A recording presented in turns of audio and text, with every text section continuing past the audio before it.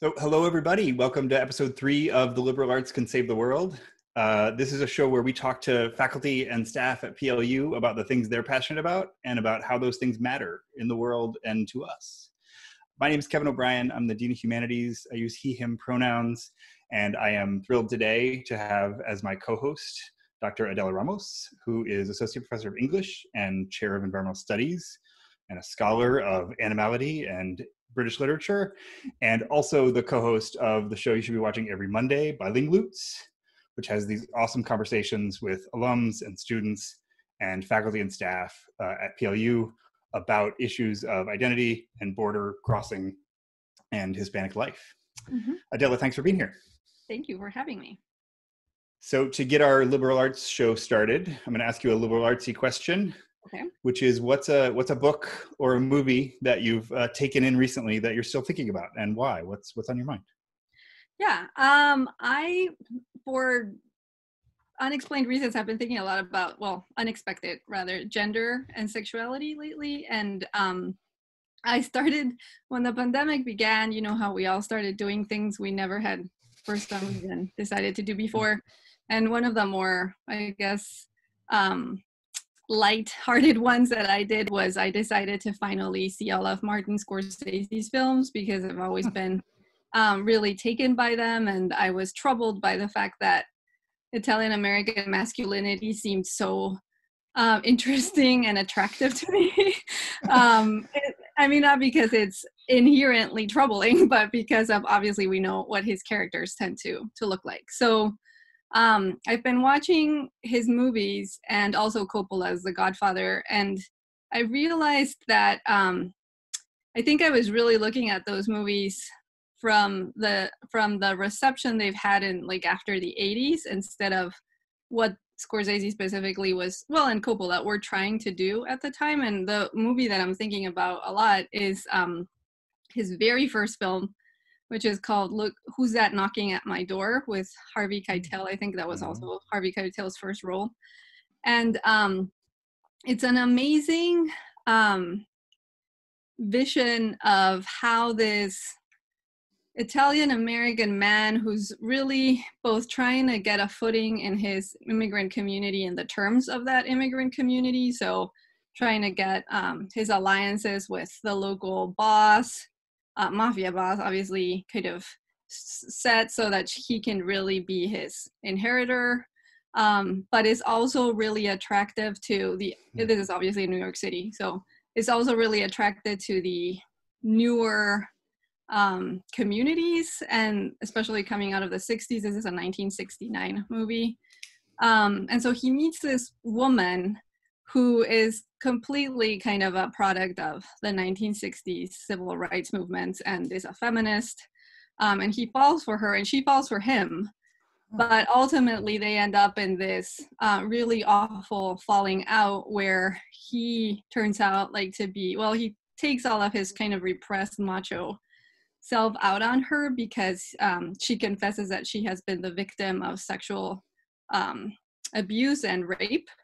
And he just can't handle that within his worldview. But, I think my old perspective of Scorsese would have thought that there was a kind of glamorization of Harvey Keitel's character.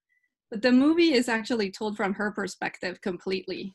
And so it's been kind of revealing to me in terms both of how his films, as I've been watching the other films, are really have a real disenchanted vision of what it means to be a member of an immigrant community in the US, and also a kind of just emptiness and solitude as a man in those communities, trying to assert yourself in those terms only and unable to explore other masculinities and sexualities. So I've been thinking a lot about that lately, and it's been revealing for me too, because to know that I think I'm attracted to that particular understanding of migrant experience. That's been something I've been thinking a lot about lately.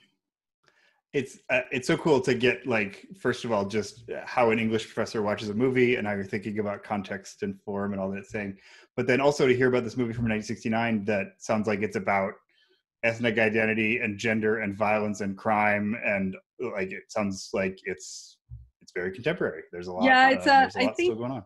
if I were to teach it in a gender, sexuality, and race class, I'd teach it as a real interesting text that brings the kind of concerns of the Me Too movement with border experiences in ways that I think would be surprising to students, because I mean they're surprising, I think, to anybody who watches that film these days. So yeah, that's awesome. So future episode, Martin Scorsese totally. with Dr. Ramos. Absolutely. Yeah. We're in. Sign me up. And our co-host for that episode is our faculty expert for this episode. Dr. Marnie Ritchie is with us. Thanks for being here, Marnie. Hi, yeah, thanks so much for having me. I've been watching both of your programs this summer, and they're awesome. Like, they're a great way to stay connected to PLU, over the summer. Cool. So, yeah. Thanks for watching, but thanks even more for being here with us. Yeah. Marnie is an assistant professor of rhetoric in the Department of Communication. Marnie teaches classes about media studies, about intercultural communication, about race and gender, and his particular expertise in issues of surveillance and race and state power that we're going to talk a little more about. But Marnie, first, we want to ask you to introduce yourself by telling us just a little more about what you study. So you're an expert in rhetoric and communication. If you only had like 2 sentences, how would you explain what's rhetoric and communication to somebody who doesn't know? Yeah, 2 sentences. Okay. I think it helps to know what rhetoric is, which is something that I get asked all the time. And there are multiple different definitions, but the way I like to think about it is rhetoric is any form of persuasive discourse that induces action or creates attitudes. So a dog even asking for a walk, a presidential speech, a catchy song that makes you move your body, a protester's chant, all of those are forms of rhetoric because they induce action and create attitudes. And the rhetoric that I'm concerned with, though, is the rhetoric that justifies state surveillance and national security solutions to social problems in the ongoing war on terror, because that leads to many discriminatory effects. Awesome. Yeah. And so much to unpack there, but I think the place to start, the way to get that expertise sort of into conversation with current events, we found that people are making all sorts of connections between things they taught during or before the pandemic and things that are going on right now. And you taught a course in January called Communication, Race, and Surveillance. Is that right? Yes. Yeah. So to get us started, could you just tell us a little bit about like what's that class, and then how have its themes been popping up in the news or in current events for you and your students? Yeah, thanks for that question. So the first thing I have to do is I have to actually thank Adela and the Digital Humanities Lab, because they were so helpful in that class. With one of the assignments in that class, students created a map of campus security surveillance cameras, and the Digital Humanities Lab really helped with that. They were awesome, and Adela in particular was the lead on that. So thank you, Adela, and I'm very grateful for how that played out and how students could question with that assignment the conflation of surveillance with safety, because not everyone feels safe, right, under certain forms of surveillance. The main thing I've been thinking of actually comes in many respects from my students, and one thing that one of my students said at the very end of the semester to me, and I've been sort of thinking about it over these months, because she said, it's really easy for scholars and students to think about surveillance in the abstract as sort of theoretically. But when you think about surveillance and race together, you realize that the reality of white supremacy is incredibly salient in people's lives, and that there are life and death implications of surveillance. So any way that instructors can make the reality of racial surveillance, apparent, so it can be challenged, I think is an important sort of task. So I really appreciate the students in that class. They were, I mean, I think that students make the class, and they really, really generated a lot of creative insights about surveillance.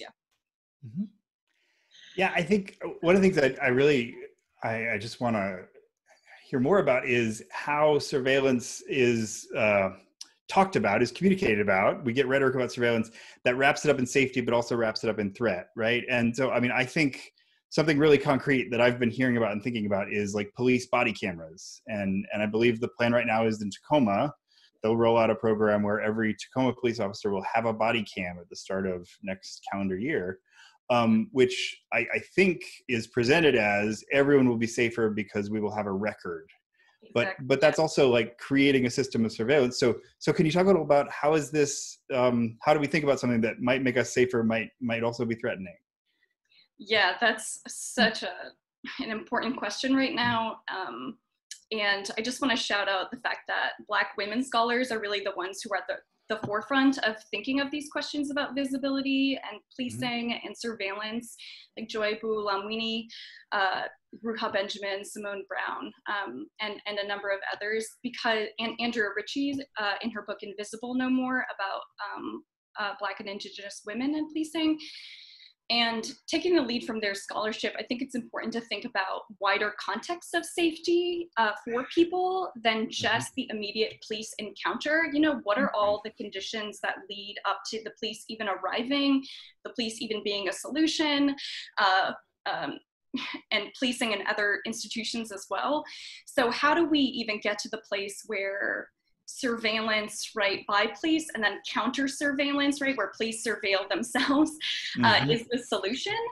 And if there isn't a structure of accountability in place, even when things come to light, right, that are videotaped, how can we, you know, like how can we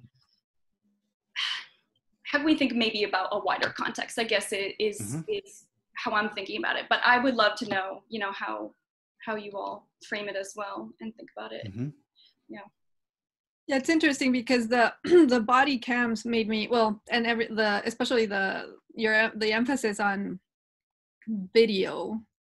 And for me, usually when I'm thinking about surveillance, I go to the border. That's kind of tends to be my default for thinking about it, and the border metaphorically or kind of in the abstract, as your students would say, and also the crossing the border and what that means for different people. And my partner and I had a really awful experience recently when we were taken out of the line to get on a plane to go home over the winter break by ICE. And they don't carry body cams. And so that's kind of just one thing that right now listening to you made me realize, like this, it's an interesting counterpoint to like how the border itself, the physical border between Mexico and the US specifically, is constantly being recorded and videotaped, and who enters and goes out is always going to be on camera.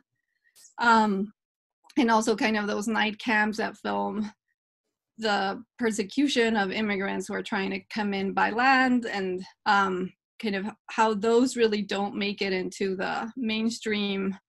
I mean, they do, but I feel like the question of surveillance of immigrants is kind of, you have to think about it in a different way, because I think one of the things, and I'm sorry if I'm like winding around here, but like one of the things that the protests in Portland, specifically over the last week, have highlighted for a lot of the journalists I read or the essayists is that you're seeing white people being recorded, being taken hostage by authorities, right? In this case, federal authorities, which is such a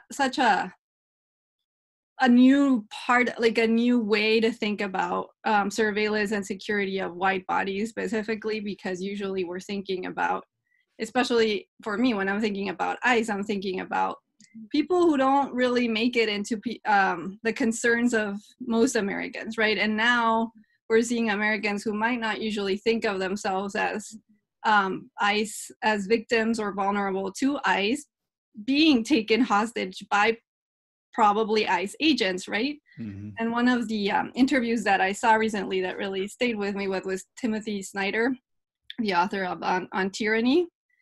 And he says that he explains that one of the reasons why Trump is using federal agents is because, ICE agents, is because they are trained to dehumanize everyone. They don't, like, everybody is an other, right? Because if you're working on the border and keeping people away from the homeland, you're thinking about everyone else as another. And suddenly they're transposing that frame of mind, which I'm sure a lot of Black people would argue, and I would agree, is how they feel constantly in the US. But they're like applying it to everybody, right? So it's really like, I think the recent events and the idea of who's recorded or who's used to being recorded has really highlighted for me how all of that is just kind of collapsing as we see federal agents being used to take anyone, right? Any protester who suddenly just randomly seems dangerous to them. Yeah, I wonder, one thing that one of the 6,000 things that makes me think about, but the one I want to sort of take to Marnie as a question is, how do we think about the difference between surveillance by the state and surveillance by, say, citizens? I mean, we have these images from Portland because citizens are recording what these unmarked cars are doing, what these sort of unbadged officers are doing.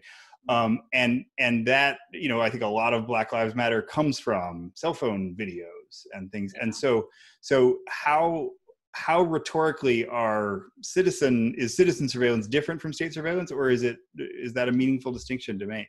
Yeah, you know, oftentimes in critical surveillance studies literature and in rhetorical theory that studies that, it is an important distinction to make because it allows us to see how citizens, right, and immigrants are caught up Thanks for that correction. Yeah.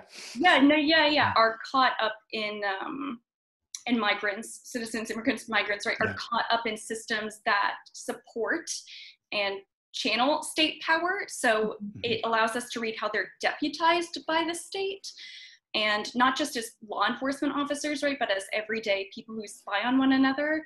And so surveillance studies thinks of it as lateral surveillance, like a hierarchy, right, like state, right, law enforcement down, and then lateral, which is peer-to-peer.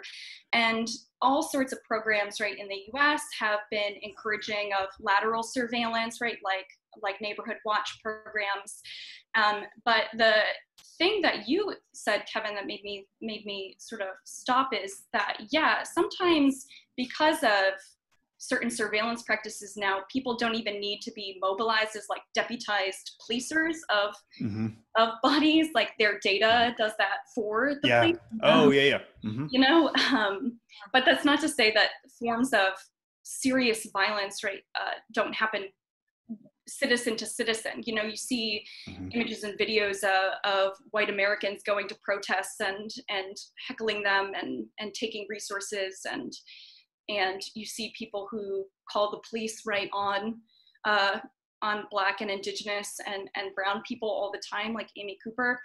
And so it's really, for me, how that lateral surveillance enacts violence and then links up with hierarchical surveillance.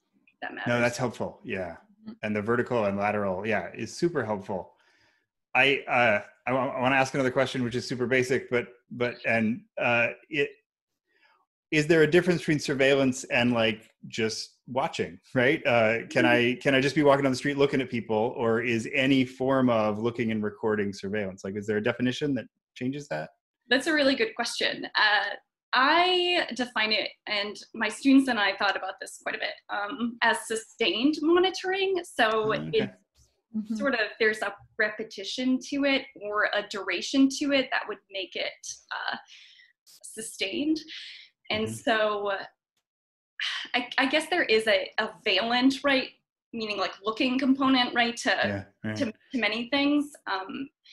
But yeah, surveillance would be in the term itself, it's like oversight, right? Like surveillance, so oversight. So any sort of form of like sustained monitoring.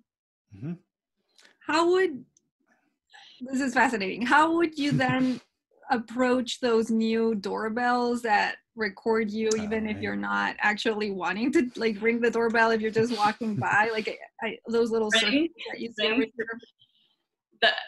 Yeah, Adela, that's so... Oh my God. I have like a whole rant about Ring that I won't drop on you. Like, it gets me so heated because, I mean, what we see is a larger trend, right, of technology companies really sort of colluding with law enforcement agencies and giving data, turning data over to law enforcement really easily.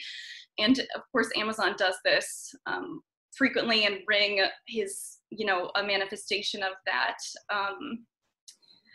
And I would say that Ring is another example of sort of the network of ubiquitous surveillance that we gradually sort of accept and often justify for things like convenience and security. Yeah, well, and catching package thieves, right? Like, I feel like the most I hear about those doorbell cameras is, I caught the person who stole my package. And so it is this crime prevention device that then feeds into a whole system of defining, creating crime. Yeah. Oh, yeah. That's fascinating. Yeah, it's interesting how the agency is just kind of diffused. Like, who's doing the monitoring if what you have is a doorbell that has a camera? And so if I'm worried about my privacy, who do I appeal to? Because I'm just walking on the street, and technically I'm in a public space, so I could be recorded anyway, anywhere. Yeah, I mean, it kind of, this, I guess it's a really disembodied sense of surveillance, to go back to a kind of abstraction, or how abstracted it can become as an act. Like a home that surveils people for you, is literally a property that protects itself. I think an interesting way of framing concerns about surveillance comes from feminist surveillance studies, where they say privacy is a really important component of what matters, but they recommend looking at risk, access, and control. So who is put at risk by surveillance, who has access to that data, that's often a privileged access, and then who is controlled, right, by that act of surveillance. So that's how all the different power dynamics come into play. And so, yeah, risk, access, control is how sometimes I've been thinking about it too. One of the things that is so sort of cool and overwhelming about this conversation is just how much surveillance clearly goes on in daily life that I tend not to think about. And I can only imagine, after spending like an intensive course on this with you, how much the students are seeing the world differently, and seeing campus differently, and seeing, the bank, the ATM differently, and seeing doorbells differently. I guess just to pin it down, because that's so invisible in most of our lives, is it still rhetoric? Like, is something being communicated by these cameras that I don't usually notice? Like, are those changing my behavior or my feeling, even though I'm not thinking about them? Yes, I think so. Yeah, the short answer is absolutely. That's how I think about rhetoric. Glad we sorted that out. Yeah, good. Yeah. Yeah, and rhetoric, again, surveillance systems are persuasive, right? They induce action, affect attitudes, even when they're not visible. Yeah. Wow. Yeah. Well, 1,000 things to think about. I got. Go ahead, Adela. Are you? I want to. A form thought. So go ahead. Okay. Well, I want to steer Marnie to the channel's theme for the week is, how do we live out our values? And so maybe you want to speak for yourself, or maybe you want to talk about some of your students. But I'm curious, when you start paying attention to these things, when you start thinking really critically about the rhetoric of surveillance and about the power of state and corporate surveillance, does it bring up new questions about, how do I want to live in the world? How do I want to be a member of a community? And like, what am I enacting, and what am I valuing? Like, how does this affect people's values or thought about values? Or should it? Yeah, I mean, one thing I love about teaching at PLU is that the liberal arts students that, we teach are engaged across the board, not just in one siloed topic, but they, can comment widely about race, gender, sexuality, religion, right, migration, and things like that. And so one of the things I would say two things, I think, in terms of living out values. One is that I think rhetoric right now helps us think about what is being communicated by protests that hasn't been heard, and do you value hearing what protests are communicating, the rhetoric that they're using when they say, stop killing us?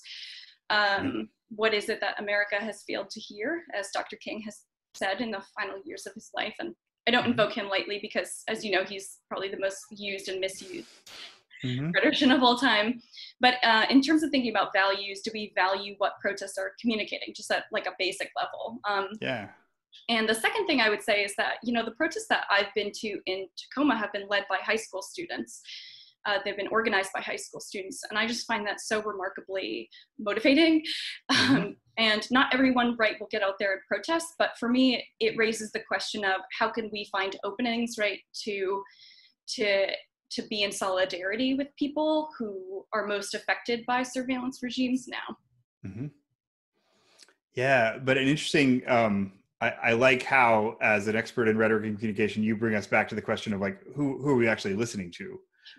In a world where there's lots being communicated to us, where are we sort of putting our attention? Yeah. And how quickly do we take a protest and move away from the question of what were they saying to, was it a riot? Was it peaceable? What was the response, or all these things? Yeah. Exactly. Yeah, completely. Yeah, and I think, your point about who's organizing the protests is I think it cannot be underscored how much we owe to both high school and college students, because I do think that the protests have reminded us that we can actually change the narrative and we can go against what's being thrust upon us constantly right now. I think that before the pandemic, we were all in a very passive or paralyzing fear of what was coming, and those protests have really broken through. So I don't know how you would, or kind of what thoughts you have on how the protests might be also helping us rearrange our sense of who leads, who follows, or and I don't mean that in a like servile sense, but like who gets to put the model for the rest of us as to like how we can go forth in terms of either rhetoric in terms of listening or speaking, because there's also such a risk. I think that most of us would say, no, I'm afraid to protest right now, like it's the pandemic and Trump is surveilling everyone. But they just don't seem to, like, the organizers clearly are like not faced. I'm not saying they might not carry fear, but they're not paralyzed by that in the way that I feel like my generation might be more kind of inclined to be paralyzed by those thoughts of surveillance, etc. But yeah, and our PLU students are leading the way, as well in so many respects. And ever since I got to PLU, it's just been astonishing. They really do lead change, empower change in communities. It's remarkable. Yeah. No, and I think what's so cool about the protests that are going on now is how they are building on the tactics of the protests about gun violence and the protests about climate that have been going on in recent years. And in all these cases, the powerful leaders, the most stirring rhetoric is coming from the generation that's in school now, not sadly the generation that is teaching school now. So, but if we listen, if we work with them, then I think we can do some good too. Yeah. So as this exercise where the outcome is already known, Adela, my last question is for you, for us to decide, will rhetoric and communication help save the world? So what do you think? Like, really think about it, like give it both sides, but what do you think? I think it's a hard yes. Yeah, absolutely. Right. Yeah. Why? How? Yes. Yeah, absolutely. Yeah, and I think, what I so appreciate about what you've shared with us, the sort of sample you've given us today, Marnie, is just how much gets communicated and gets said that we're in some ways not supposed to think about, that we're just supposed to kind of take in and be influenced by, but how you were able, even in this short time, to help us sort of take something apart and think about what's being done here and how is it trying to influence us and what do we want to do with that. And surveillance state is trying to influence us, and protests are trying to influence us, and we have the responsibility to kind of take this in, to listen, to decide where we're going to put our attention. And that so that feels like we need rhetoricians and communications experts. So thank God you're here. Oh, and I hope that this is just a beginning of many conversations, or we're entering the conversation in the middle already, right? And absolutely right. Yeah. it's going to continue, and I just want to reaffirm that Rhetoric, I think, really needs to think about interdisciplinarity now, and you know, what disciplines are being respected at this time, you know, and what scholarship is being valued, which goes back to the question, you know, of values in our community. So absolutely, yeah. And I'll just repeat the plug you put in for PLU, where both, I think, students and faculty are ready for those conversations. That it's not, sorry, in this room we do rhetoric, we don't do literature, right? It's we are crossing those streams all the time, and I think that's what's exciting about what we do, and that's why everyone watching should make sure to sign up for courses with Dr. Ritchie and Dr. Ramos, and then bring them into conversation with each other. So thank you both so much for this conversation. I've got a lot still to think about, which is exactly how I like to leave a conversation. So thanks so much for being here. Thanks also to our producer, Kenzie. Thanks to Leigh Smith, the Yoda of the YouTube channel for PLU. And thanks to everybody who's watching and everybody who's with us thinking about these hard issues. Stay safe, everybody. Thanks. Thank you. Take care, everyone. Thank you. Bye. Bye.